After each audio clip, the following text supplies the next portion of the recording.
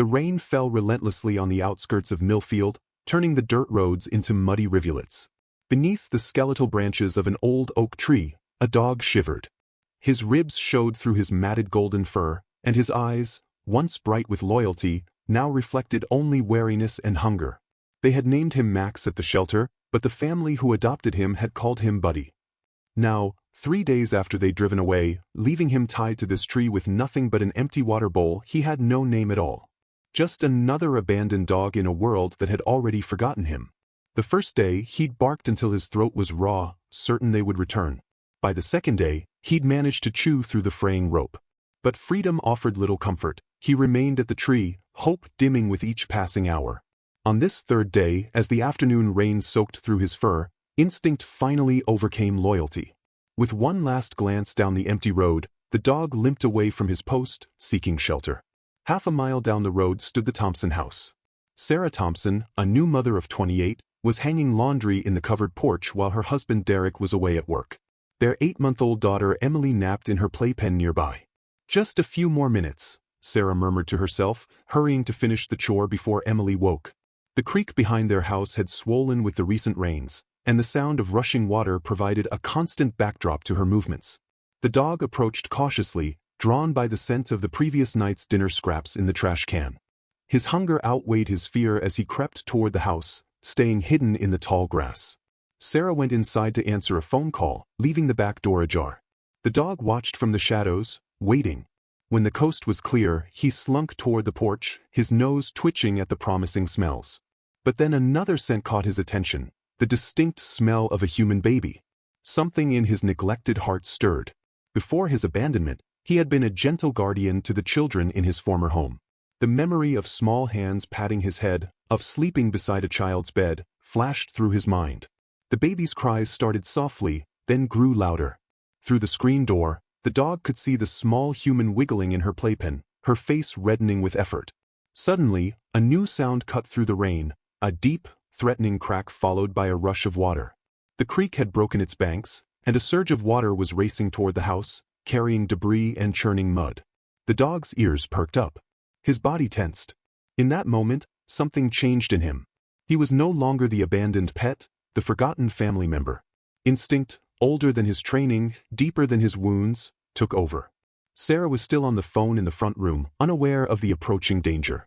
The baby's cries intensified, as if sensing the peril.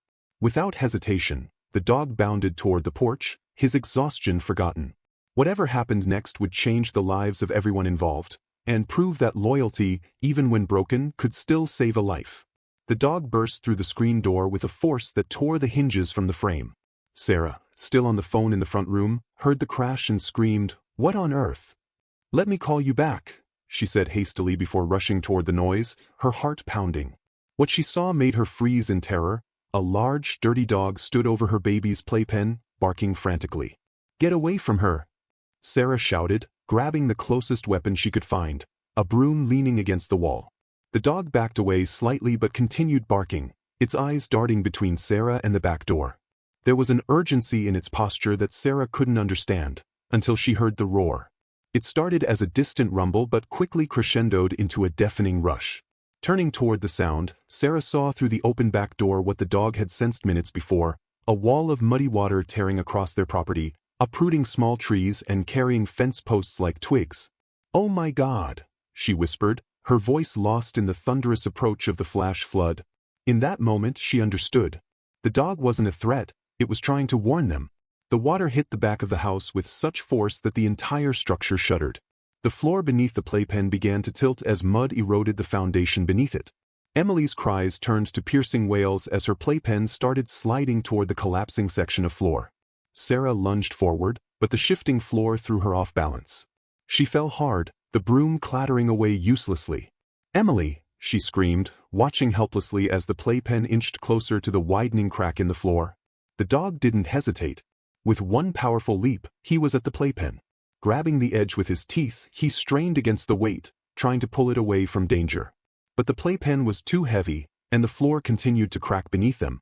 Water began pouring into the house, soaking the dog's paws. Still, he held on, growling with effort.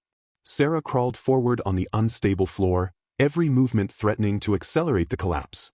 "Please," she begged, though whether she was addressing the dog or some higher power, she wasn't sure. As if in response, the dog changed tactics. Instead of pulling the entire playpen, he jumped into it and nudged his head under Emily, working his snout beneath her tiny body. With gentle precision that belied his desperate state, he lifted the baby onto his back. Sarah reached out, just inches away now. "Come here, boy," she coaxed, her voice steadier than she felt. The dog looked at her, and in that moment of connection, Sarah saw intelligence and determination in those amber eyes. This wasn't just an animal acting on instinct. This was a conscious decision to help. Another crack split the air as more of the floor gave way. The playpen tilted sharply, sliding toward the churning water below. The dog gathered himself and leaped from the falling playpen toward Sarah. Emily balanced precariously on his back. Sarah caught her baby with one arm while bracing herself against a door frame with the other. The dog landed beside them, scrambling for footing on the wet floor. "We have to get out," Sarah gasped, clutching Emily to her chest. The front of the house was still intact, but for how long? The dog seemed to understand. He moved toward the front door, stopping to make sure Sarah was following. Together, they navigated through the house as it groaned and shifted around them, racing against time and the relentless force of nature. Outside, the rain had momentarily lessened, but the creek had become a raging river that was quickly swallowing their property. Sarah clutched Emily with both arms now, the baby wailing in fear and confusion. "The road," Sarah panted, pointing to the higher ground. "We need to reach the road." The path to the road was a treacherous obstacle course.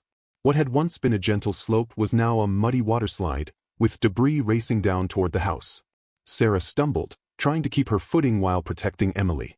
The dog stayed close, his body pressing against her legs when she wavered, offering support. Despite his emaciated state, there was strength in his frame, the kind born of survival and determination. Halfway up the slope, Sarah's foot slipped on a hidden root. She fell to one knee, gasping as pain shot through her leg. Emily screamed, sensing her mother's distress. The dog circled back, whining anxiously. "I'm okay," Sarah assured him, though her ankle throbbed. She tried to stand but collapsed again with a cry of pain. "I can't," she began, then stopped as she saw the water rising below them, swallowing what remained of her home. The dog nudged her arm, then crouched low beside her, his meaning clear. "You want me to?" Sarah hesitated, then carefully placed Emily on the dog's back, keeping one hand on her baby while using the other to pull herself up the slope. Together, they inched upward, Sarah hobbling on one foot, the dog moving with deliberate care to keep Emily balanced. When they finally reached the road, Sarah collapsed onto the wet asphalt, pulling Emily into her arms and sobbing with relief. The dog stood watch beside them, his ears alert for any further danger. His golden fur was now brown with mud, his thin body trembling with exhaustion, but his eyes remained vigilant. It wasn't long before headlights appeared through the rain. Derek Thompson's truck skidded to a halt, and he leaped out, his face ashen. "Sarah! Emily!" he cried, running to them. "I heard about the flash flood warning. The whole valley's underwater. Are you both okay?" Sarah nodded through her tears. "We're alive because of him," she said, gesturing to the dog who now sat a few feet away, watching them warily. Derek looked at the muddy, thin animal, taking in the absence of a collar and the old rope burns around his neck. Understanding dawned in his eyes. "He saved you. He warned us, Derek. And when the floor started collapsing Sarah's voice broke. He carried Emily. He knew exactly what to do." Derek approached the dog slowly, kneeling before him. "Hey there, boy," he said softly, offering his hand. The dog sniffed it cautiously, then allowed Derek to gently stroke his head. "He's been abandoned," Sarah said, watching the interaction. "I saw the news report last week about people dumping pets near the old oak tree. He must have been one of them." Derek's jaw tightened. "Who could do such a thing?" "Someone who didn't deserve him," Sarah replied, her voice firm. She looked at her husband, a silent question in her eyes. Derek nodded, understanding without words. "Looks like we've got ourselves a hero," he said. "And every hero needs a home." 3 months later, the Thompson house had been rebuilt on higher ground. The living room was warm and bright, with a fire crackling in the hearth. Emily sat on a plush carpet, giggling as she held out a toy. The dog, now named River, took it gently from her hand. His coat gleamed golden in the firelight, his body filled out and strong. The haunted look in his eyes had been replaced by contentment. Sarah watched from the couch, her heart full. Who rescued who? She murmured, a question she often asked herself. The news had called it a miracle, an abandoned dog who had somehow known to warn a family of danger and save a baby from certain tragedy. Experts had appeared on television, explaining how dogs could sense natural disasters, how their protective instincts could override their own self-preservation. But Sarah knew there was something more to it, something that couldn't be explained by instinct alone. In River's eyes that day, she had seen a choice being made, a decision to help despite all the reasons he had to fear humans. River settled beside Emily, his head resting protectively near her. The child patted his fur with clumsy affection, and he closed his eyes in bliss. Outside, rain began to fall again, but inside, all was safe and warm. And River, once abandoned and forgotten, had found his purpose and his family, not just a home, but a place where he belonged.